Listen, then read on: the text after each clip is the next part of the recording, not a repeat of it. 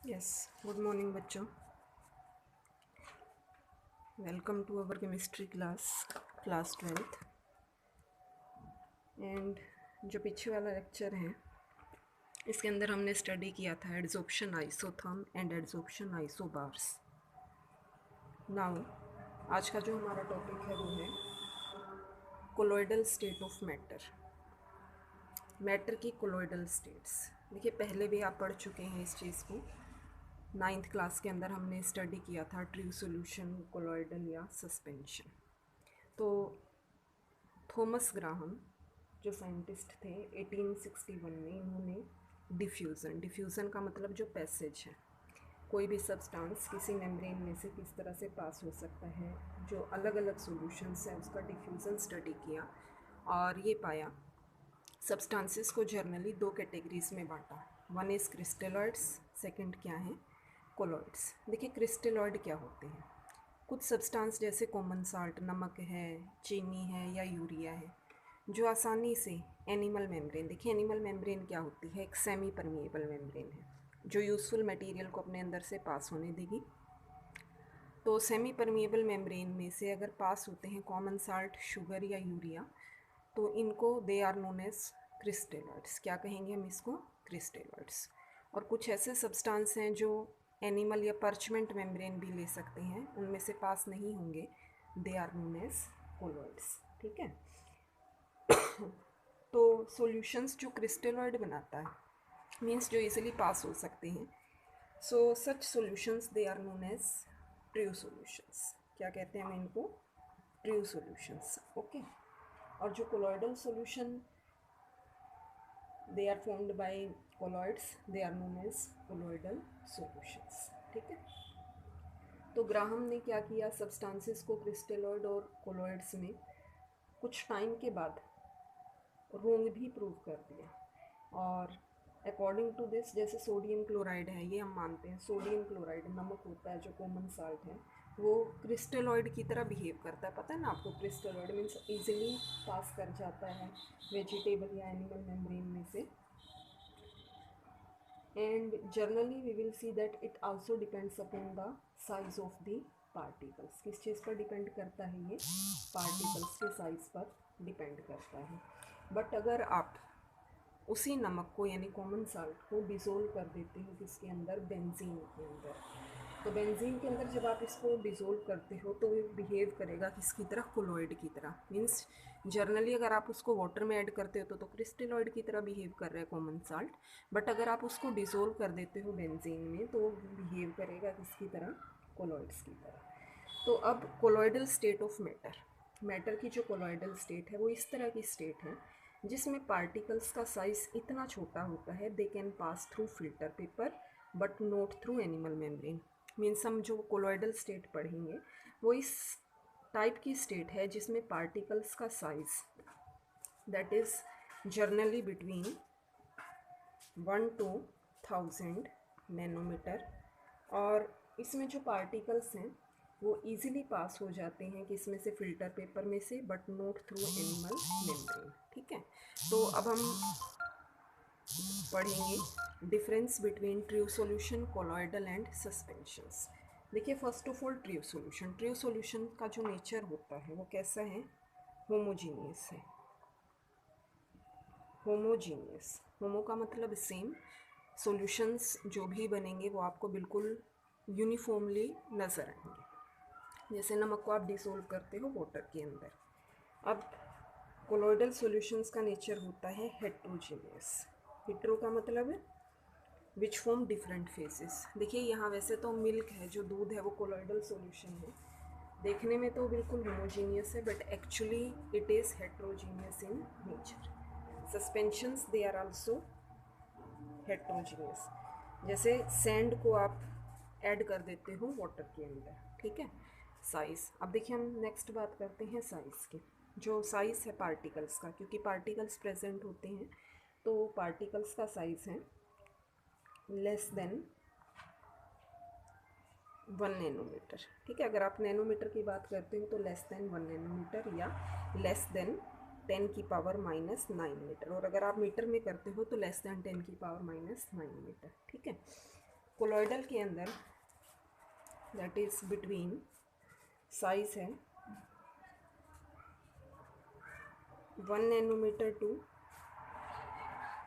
1000 nanometre, ठीक है। Nanometre की अगर हम बात करें तो 1 नैनोमीटर टू 1000 नैनोमीटर, और अगर आप मीटर में करते हो 10⁻⁻9 मीटर टू 10⁻⁻6 मीटर, ठीक है।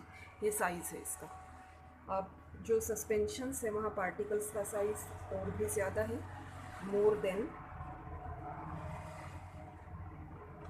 1000 नैनोमीटर, ठीक है।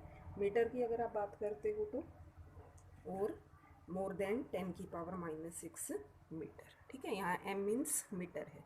फिल्ट्रेबिलिटी, फिल्ट्रेबिलिटी मीन्स क्या आसानी से वो किसी चीज़ में से पास आउट हो सकती हैं।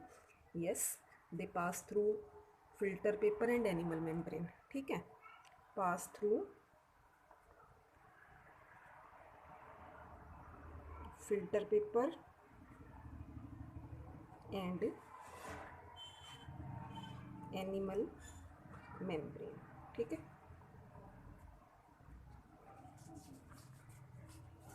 कोलॉइडल सॉल्यूशंस जैसे हमने बात की थी ऊपर, pass through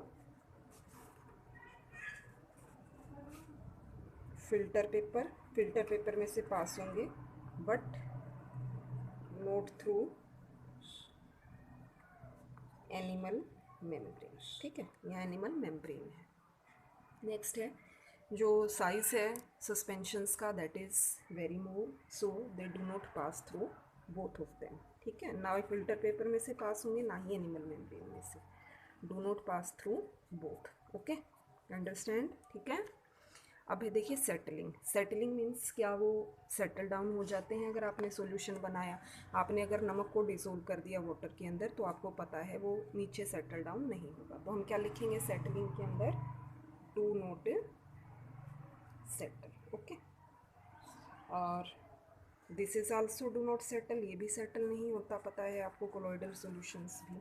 but as you know mud, अगर आप मिट्टी को ऐड कर देते हो तो मिट्टी क्या हो जाती है, सेटल हो जाएगी, it will settle on standing.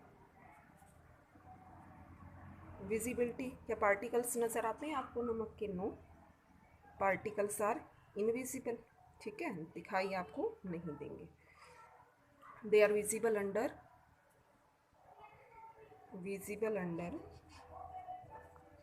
Ultra microscope.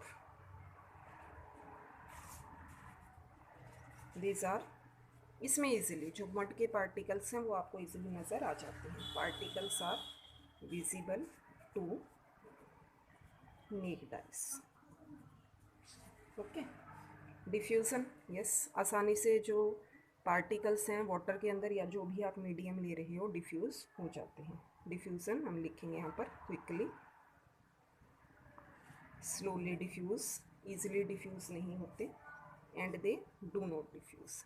देखा है ना, जो मड है कुछ टाइम के लिए तो आप देखते हो जैसे ही आप उसको मिक्स करते हो तो मिक्स हो जाती है, बट कुछ टाइम के बाद जैसे ही आप उसको स्टैंडिंग पोजीशन में रखते हो तो मड क्या है, नीचे सेटल डाउन हो जाएगी। अपीयरेंस कैसा होता है, क्लियर एंड ट्रांसपेरेंट। इसका अपीयरेंस कैसा है, ट्रांसलूसेंट। और यहाँ अपीयरेंस कैसा होगा, ओपेक, यहाँ कुछ धुंधला सा है और यहाँ क्या है, कुछ भी नज़र नहीं आएगा, ओके। तो ये कुछ डिफरेंस है ट्रू सॉल्यूशन, सस्पेंशन और कोलॉइड्स के अंदर। नेक्स्ट है देखिए डिस्पर्सन मीडियम क्या है या डिस्पर्स फेज क्या है। जैसे आप पढ़ते हो सोल्यूट और सोलवेंट को, similarly just in case of true solution you study about solute and solvent. Substance dissolved, जो सब्सटेंस डिसोल्ड होता है that is known as solute, and the medium it is known as solvent. Similarly in case of colloidal system, क्योंकि हम यहाँ पर colloidal system पढ़ रही हैं, the term solute and solvent they are replaced by disperse phase and dispersion medium. Disperse phase means the substance distributed in the dispersion medium, means जो substance है वो डिस्ट्रीब्यूट होगा, मिलता है, फैला हुआ होगा in the form of colloidal particles, colloidal particles की फॉर्म में, और dispersion medium means medium in which substances disperse, जिस मीडियम के अंदर जो सब्सटेंस है वो डिस्पर्स होता है। यहाँ पर भी किस फॉर्म में डिस्पर्स होगा? In the form of colloidal solutions. ठीक है, तो we can use here the words disperse phase and dispersion medium. अब नेक्स्ट आता है, देखिए हम क्लासिफिकेशन पढ़ेंगे कोलॉइड्स का। और पहला जो क्लासिफिकेशन है, फर्स्ट है यहाँ पर क्लासिफिकेशन ऑफ कोलॉइड्स में on the basis of physical state. देखिए फिजिकल स्टेट में जैसे हमने पढ़ा था पहले, सॉलिड सॉलिड, अगर आप डिस्पर्स फेज या डिस्पर्सन मीडियम दोनों ही सॉलिड लेते हो तो नेम क्या कहलाता है? Solid sol. सॉलिड लिक्विड लेते हो तो सोल होता है, सॉलिड गैस लेते हो तो that is also known as aerosol. Just अगर मान लो आपने डिस्पर्सन मीडियम वाटर ले लिया तो सोल क्या कहलाएगी? एक्वासोल या हाइड्रोसोल। एल्कोहल लिया तो एल्कोसोल। बेंजीन अगर आप मीडियम ले रहे हो तो बेंजोसोल। और अगर आप गैसेस को मीडियम ले रहे हो then it is known as aerosol. ठीक है, अब सिमिलरली मान लीजिए आपने गैसेस को सॉलिड के अंदर डिसोल्व कर दिया। डिस्पर्स फेस क्या है? गैस है। और डिस्पर्सन मीडियम क्या है? जैसे फेस गैस हो और मीडियम हमने क्या ले लिया? सॉलिड ले लिया, तो उसको हम क्या कहेंगे? It is known as solid form. Solid form, okay. अब फेस मतलब स्मॉल अमाउंट या सोल्यूट का जो काम है वो तो गैस कर रहा है, सॉल्वेंट का काम क्या कर रहा है यहाँ पर? सॉलिड कर रहा है। तो इसका एग्जांपल है यहाँ पर फोम रबड़। ओके, एग्जांपल है इसका क्या है? फोम रबड़। ओके, ठीक है। इसी तरह से गैस लिक्विड, अगर गैस को आप लिक्विड में डिसोल्व करते हो तो जैसे झाग बन जाती है, फ्रोथ। ठीक, फ्रोथ झाग। देखिए गैस किसके अंदर होती है? गैस इज फेस, और जो मीडियम होगा वो क्या होता है यहाँ पर? Liquid is the medium. ठीक है, तो आज आप स्टडी करेंगे classification of colloids on the basis of physical state. ये फिजिकल स्टेट के अकॉर्डिंग है वेरियस मीडियम्स के अंदर, crystalloids, colloids and types of colloidal solutions. ठीक है, okay, have a nice day.